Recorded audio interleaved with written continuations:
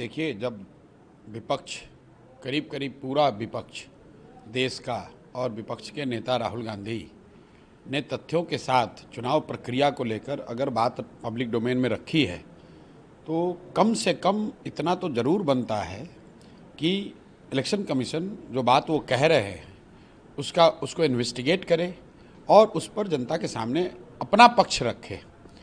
बात राहुल गांधी व्यक्ति की नहीं है, वो विपक्ष के नेता हैं और लोकतंत्र में वोटर और वोटर लिस्ट वोटिंग की जो पूरी प्रक्रिया है, अगर वो पूरी तरीके से पारदर्शी और विश्वसनीय नहीं होगी तब तो लोकतंत्र कहाँ बचेगा।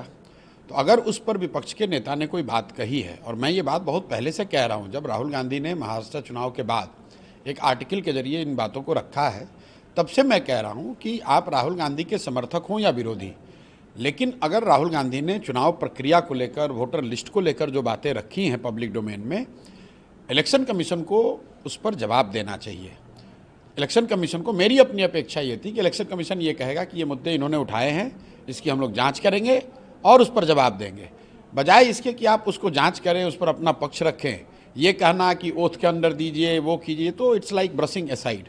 तो अगर आप ऐसा करेंगे तो नेचुरली लोग रोड पे उतरेंगे ही उतरेंगे। सबको रिटेन भी किया गया है। वो तो देखिए, लोकतंत्र में जो होता है, आप धरना प्रदर्शन करेंगे, कहीं पुलिस अपना जो काम कर रही है वो कर सकती है। जहाँ तक मैंने अभी देखा है कि वो लोग शांतिपूर्वक मार्च कर रहे थे, उसको पुलिस ने रोका है। वहाँ की क्या स्थिति है मुझे मालूम नहीं है। विषय मार्च नहीं है, विषय ये है कि जब वोटर लिस्ट को लेकर, वोटिंग की प्रक्रिया को लेकर इतने बड़े पैमाने पर कोई बात रखी गई है, तो इलेक्शन कमीशन को उसका जवाब देना चाहिए। उसके पास क्या ऑप्शन बचता है? वो तो इलेक्शन कमीशन ने एफिडेविट मांगा नहीं, ऑप्शन तो जो है वो लोकतंत्र में ऑप्शन कभी बंद नहीं होते हैं। विपक्ष या जो लोग भी समझते हैं कि गलती हो रही है, वो आवाज़ उठाते रहेंगे। अंततः तो जनता मालिक है, जनता भी देख रही है, और लंबे समय तक इलेक्शन कमीशन इस बात से अपना मुंह नहीं छिपा सकता है। उसको जवाब तो देना ही पड़ेगा, आज दीजिए या 2 महीने के बाद दीजिए, जवाब तो देना ही पड़ेगा। संभव है कि राहुल गांधी ने जो बातें कही हैं उसमें कुछ कमी रह गई हो या उसमें सच्चाई न हो, लेकिन जवाब तो हर हालत में इलेक्शन कमीशन को देना पड़ेगा। बिहार में जो 65 लाख वोट काटे गए हैं एसआईआर के जरिए, उसको लेकर के इलेक्शन कमीशन ने कहा है कि हम किसी भी क्यों काटे, कैसे काटे, इसके जवाब देने के लिए हम बाध्य नहीं हैं। देखिए, ये जो राहुल गांधी ने बात उस दिन प्रेस कॉन्फ्रेंस में उठाई है, वो वोटर एडिशन को लेकर है। बिहार में जो एसआईआर हो रहा है, ये वोटर डिलीशन का मामला है। तो हम लोग एसआईआर पे ये कह रहे हैं कि भाई, अगर आप 20 वर्ष के 23 वर्ष के बाद इस तरह की कोई प्रक्रिया कर रहे हैं, तो इलेक्शन कमीशन को ये वजह तो बताना पड़ेगा, भाई क्यों कर रहे हो। अभी 1.5 साल पहले चुनाव हुआ, उसी वोटर इलेक्टोरल रोल से जिसको इलेक्शन कमीशन ने बनाया, सर्टिफाई किया, उसी से देश के पार्लियामेंट का चुनाव हुआ है, उसी से मोदी जी आज प्रधानमंत्री हैं, और आप कह रहे हैं कि वो इलेक्टोरल रोल ठीक नहीं है। एक तर्क ये है कि भाई लोकसभा के चुनाव हुए 1.5 वर्ष हो गए हैं, अब उसमें कुछ त्रुटियां आ गई हैं। तो अगर त्रुटि आ गई है, इसका मतलब है, कल मैं 2 दिन पहले यहाँ पर अमित शाह जी आए थे, उनका बयान सुन रहा था कि बांग्लादेशी यहाँ आ गए, बांग्लादेशियों का नाम उसमें, नेपालियों का नाम उसमें है। अरे मेरे भाई, तो आप गृह मंत्री के तौर पर ये कह रहे हैं कि आपकी सरकार है दिल्ली में और बिहार में, दोनों जगह, और पिछले 1.5 साल में बांग्लादेश से और नेपाल से घुसपैठिए आ गए, उन्होंने अपने पेपर बना लिए, उन्होंने इलेक्टोरल रोल में अपना नाम ऐड करा लिया, तो ये तो और भी गलत बात है। तो ये तो राहुल गांधी के बात को और बल देता है। राहुल गांधी भी तो यही कह रहे हैं कि भाई, आप जिस इलेक्शन जो इलेक्टोरल रोल है उसकी सैनिटी नहीं है, उसकी शुद्धता पर सवाल तो उठाया जा रहा है।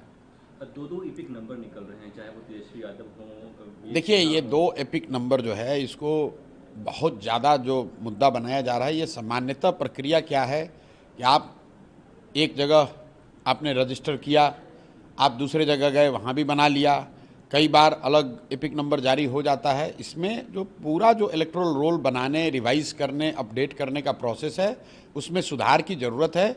और उस नज़रिए से भी जो राहुल गांधी ने कहा, सुधार अगर करना है तो इलेक्शन कमीशन को इलेक्टोरल रोल, वोट होता है तो वोटिंग पोलिंग बूथ पर जो फॉर्म 19 क्लोज होता है वो, और फॉर्म 20, इन तीनों को मशीन रीडेबल फॉर्म में ऑनलाइन कर दीजिए, ये आधी समस्या अपने आप खत्म हो जाएगी।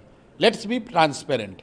फॉर्म 6, फॉर्म 19 एंड फॉर्म 20, ये अगर तीनों चीज़ को election commission machine readable form में अवेलेबल करा दे, तो हर व्यक्ति जाकर जांच कर सकता है।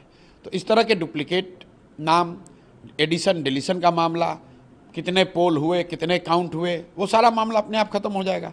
अभी तो हालत यह है कि जो बूथ का फॉर्म 20 है उसको अपलोड करने में इलेक्शन कमीशन 6 महीना लगा देता है, और जब वो अपलोड भी करते हैं कि उस बूथ पर किसको कितना वोट मिला, वो भी इस फॉर्म में होता है, कहीं स्कैन करके डाल दिया, कहीं डिजिटल फॉर्म में डाला, कोई स्टैंडर्डाइज फॉर्म में नहीं है, उसको आप एनालाइज नहीं कर सकते हैं। तो इलेक्शन कमीशन को इस बात का संज्ञान लेना चाहिए। फॉर्म 6, फॉर्म 19 और फॉर्म 20, इन तीनों फॉर्म के डेटा को लिटरली रियल टाइम बेसिस पर अगर मशीन रीडेबल फॉर्म में अपलोड कर दिया जाए तो उससे बहुत तरह की परेशानियों से बचा जा सकता है। राहुल गांधी ने कहा कि हम कोर्ट में नहीं जाएंगे, मैं एक सांसद हूं और मेरे शब्द ही मेरे वचन हैं, ऐसे में मैं जनता के बीच में जाऊंगा। और 75 देखिए, अब राहुल गांधी ने क्या कहा, वो राजनीतिक तौर पर इस मामले को कैसे आगे बढ़ाना चाहते हैं, ये हमारा विषय नहीं है। ये कांग्रेस का मामला है, कांग्रेस जाने। जहाँ तक जो बातें उन्होंने दिल्ली में कही उसका बिहार से कोई लेना देना नहीं है। वोटर एडिशन का मामला, बिहार का मामला उन्होंने नहीं पेश किया है। बिहार में जो SIR है ये वोटर डिलीशन का मामला है, दोनों को मिक्स मत कीजिए, दोनों अलग अलग मामला है। वो कह रहे हैं कि दोनों में ही गड़बड़ियां हो रही हैं। संभव है, लेकिन उन्होंने जो प्रेस कॉन्फ्रेंस में जो बात कही, जिस कर्नाटक के कंस्टिट्यूंसी की बात कही, वो वोटर एडिशन का मामला है। उसके 5 अलग अलग पहलू उन्होंने बताए, उस पर इलेक्शन कमीशन को जवाब देना चाहिए। बिहार में जो SIR हो रहा है ये अलग मसला है, इस पर इलेक्शन कमीशन को बताना चाहिए भाई आप 65 लाख नाम क्यों काट रहे हैं, और जिनका काट रहे हैं उसका क्या आधार है, उनको अपील करने की क्या आपने अपॉर्चुनिटी दी है। ये दोनों अलग मामले हैं, दोनों इलेक्टोरल रोल से जुड़ा हुआ है, दोनों वोटिंग की प्रक्रिया से जुड़ा है, लेकिन मामले दोनों अलग अलग हैं। अभी कुछ दिन पहले ऑपरेशन सिंदूर हुआ, हमने देखा किस तरीके से भारतीय सेना ने आपने अपना पराक्रम दिखाया। अब लेकिन पाकिस्तानी सेना प्रमुख जनरल मुनीर की तरफ से एक बयान आया है सिंधु ट्रीटी को लेकर के, अगर ये इंडिया इसको कुछ करता है तो हमारे पास मिसाइलें हैं। देखिए, ऐसा है, ये जो फॉरेन पॉलिसी, राष्ट्रीय सुरक्षा, ये जो मामले हैं उसके लिए देश की पार्लियामेंट है, देश की जनता ने सरकार और पक्ष विपक्ष दोनों चुनकर बैठाया हुआ है। जब जैसी स्थिति होगी, दे आर कैपेबल, उन पर जनता का विश्वास है, जनता ने उनको वहाँ इसी काम के लिए बैठाया है, they will respond to it.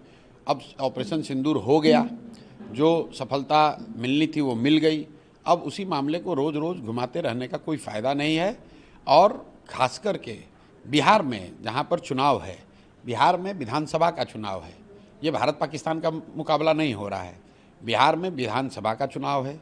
Bihar में लोग अपने लिए विधानसभा के सदस्यों का चुनाव करेंगे, जिनकी जिम्मेवारी है यहाँ की स्वास्थ्य, यहाँ की शिक्षा, यहाँ रोजगार, यहाँ की तरक्की, यहाँ भ्रष्टाचार, ये मामले हैं। ऑपरेशन सिंदूर में क्या हुआ, ट्रंप ने कितना टैरिफ लगाया, नहीं लगाया, उसमें उसके लिए कौन जिम्मेवार है, इसका सीधा सरोकार बिहार के चुनाव से, बिहार के इलेक्शन प्रोसेस से ना है, ना होना चाहिए।